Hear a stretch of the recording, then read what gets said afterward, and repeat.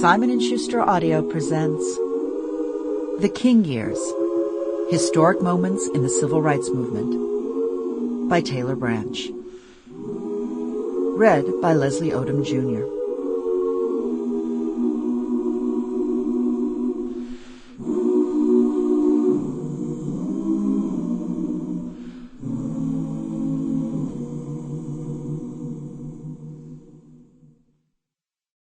Preface.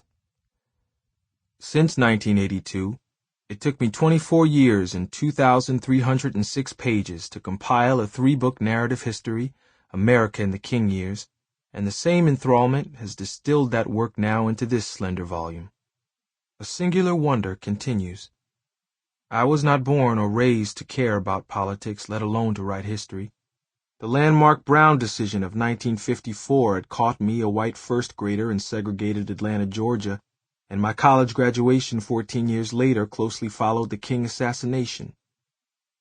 Through all the formative years in between, I remained fearfully oblivious to race until the relentless freedom movement redirected my entire life's interest. Permanent curiosity drove what would become a career ambition.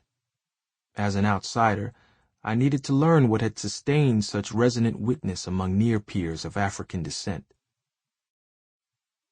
Well before the 1988 publication of the first installment, Parting the Waters, I resolved to present my findings in storytelling form rather than the analytical synthesis common to history.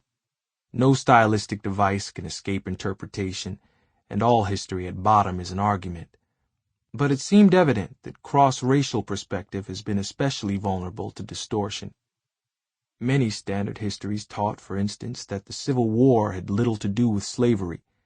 President Kennedy recalled lessons at Harvard that Reconstruction trampled the rights of prominent white Southerners.